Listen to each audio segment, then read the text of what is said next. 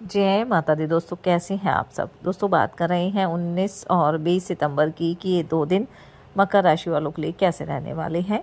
इन 2 दिनों में मकर राशि वालों को क्या खुशखबरी सुनने को मिल सकती है, किन बातों में इन्हें सावधानी रखनी चाहिए।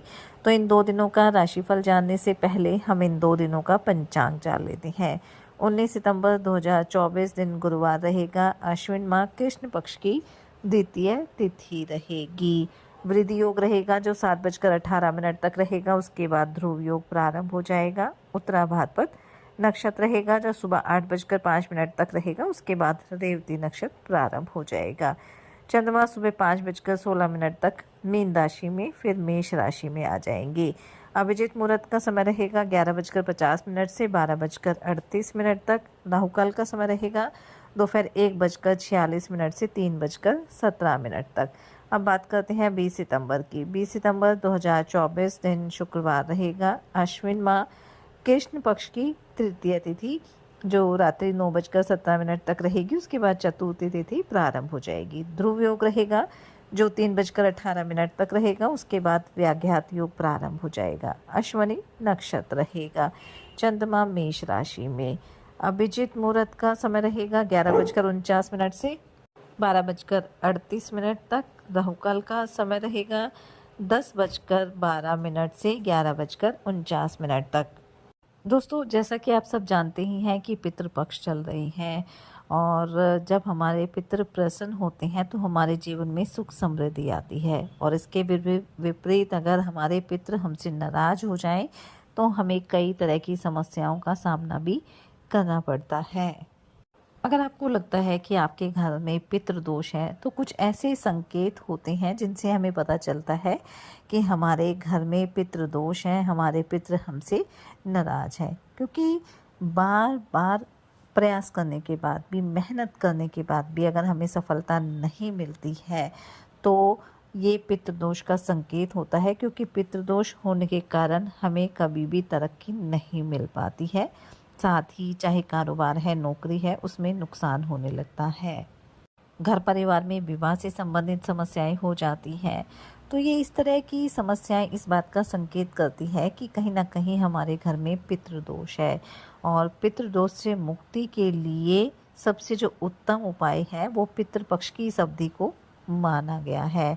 और पितृदोष से मुक्ति के लिए पितृपक्ष में आप उनका पूरे विधि विधान के साथ तर्पण करें, पिंडदान करें, श्राद्ध कर्म जरूर करें ताकि पितरों का आशीर्वाद हमारे जीवन पर बना रहे। इसलिए श्राद्ध पक्ष के दौरान आप पितरों के निमित्त भोजन और जल अवश्य निकालें, पितरों का आवाहन करें और उनसे प्रार्थना करें कि वो हमारे घर परिवार पर सदैव अपनी कृपा दृष्टि बनाए रखें।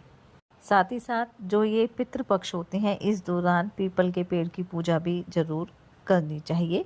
क्योंकि पीपल के वृक्ष में पितरों का वास माना जाता है। ऐसे में पितृपक्ष के दौरान सूर्योदय से पहले आप जो पीपल का पौधा है उसमें जल अर्पित करें, उसकी 7 परिक्रमा करें। पीपल के वृक्ष के नीचे तिल डालकर सरसों के तेल का दीपक जलाएं और अपने पितरों से प्रार्थना करें, क्षमा याचना करें। इस उपाय को करने से भी पितृ प्रसन्न होते हैं। पितृपक्ष के दौरान हमें पितरों के निमित्त दिया भी जरूर जलाना चाहिए। और दक्षिण दिशा पितरों की दिशा मानी जाती है। ऐसे में पितृपक्ष में रोजाना इस दिशा में पितरों के नाम का दीपक जलाना चाहिए। इससे भी पितृ प्रसन्न होते हैं। इस तरह पितृपक्ष में ये छोटे छोटे उपाय करने से जो हमारे पितृ हैं वो हमसे प्रसन्न होते हैं और उनका आशीर्वाद हमारे जीवन पर बना रहता है। तो चलिए बात कर लेते हैं ये 2 दिन मकर राशि वालों के लिए कैसे रहेंगे। ये 2 दिन मकर राशि वालों के लिए मिले जुले रहने वाले हैं। इसलिए इन 2 दिनों में जहां लाभ के प्रबल योग बनेंगे वहीं कहीं ना कहीं थोड़ी सी सावधानी भी बरतनी होगी। अगर इन 2 दिनों में साझेदारी में आप किसी काम को करने के लिए योजना बना रहे हैं तो उसके लिए समय अच्छा रहने वाला है। लेकिन बड़ा निवेश उसमें करना है तो उसमें जल्दबाजी नहीं करनी है, बड़ों की सलाह जरूर लेनी है। नौकरी पेशा लोगों के लिए वैसे तो समय अच्छा रहेगा, लेकिन जो काम का बोझ है वो आपके ऊपर अधिक रहने वाला है और इसी वजह से आप थोड़ा थकान का अनुभव कर सकते हैं। इसलिए इन 2 दिनों में आपको इस बात का भी ध्यान रखना है कि काम के साथ-साथ खुद का ध्यान भी रखना है, योग ध्यान मेडिटेशन भी करना है, ताकि आपका स्वास्थ्य उत्तम बना रहे। आपकी आय में वृद्धि होने के प्रबल योग बनेंगे और धर्म कर्म के कार्यों में भी आप काफ़ी खर्च करेंगे, लेकिन अचानक से इन 2 दिनों में कोई बड़ा खर्चा भी आपके सामने आ सकता है। इसलिए पहले से ही उसकी तैयारी अगर आप कर चलेंगे तो आपको किसी तरह की समस्या नहीं होगी। आप अपने कारोबार को लेकर कोई बदलाव कर सकते हैं जो आपके लिए अच्छा रहेगा।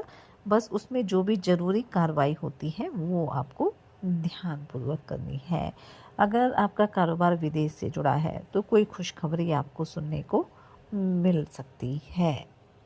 पारिवारिक जीवन में भी अगर किसी तरह की समस्याएं थी तो उनसे आपको छुटकारा मिल जाएगा, लेकिन इन 2 दिनों में इस बात का ध्यान रखना है कि पैतृक संपत्ति से संबंधित अगर किसी तरह का विवाद है तो उसे फिर से ना उठाएं, बल्कि उस पर आप शांत रहें तो आपके लिए बेहतर रहेगा। भाई बहन सभी कार्यों में आपका पूरा साथ देने वाले हैं, थोड़ा सा आपको सामंजस्य बनाकर चलना है।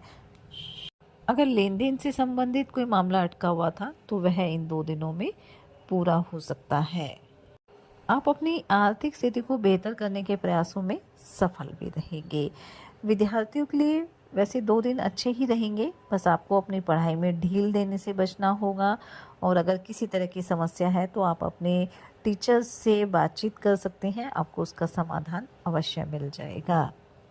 दाम्पत्य जीवन आपका सुखद रहेगा, लेकिन प्रेम संबंधों के लिए समय थोड़ा सावधानी वाला रहने वाला है।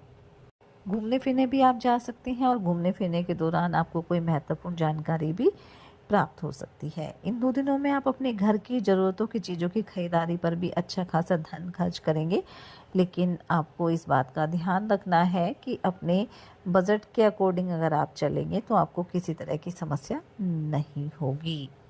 इन 2 दिनों में आप अपने जीवन साथी के लिए कोई उपहार भी लेकर आ सकते हैं। अगर आपने कोई कर्ज लिया हुआ था तो उसे भी आप काफ़ी हद तक उतारने में सफल रहेंगे। इन 2 दिनों में आप अपने माता पिता से अपने मन की किसी इच्छा को लेकर भी बातचीत कर सकते हैं और आपको उसका कुछ ना कुछ समाधान अवश्य मिलेगा।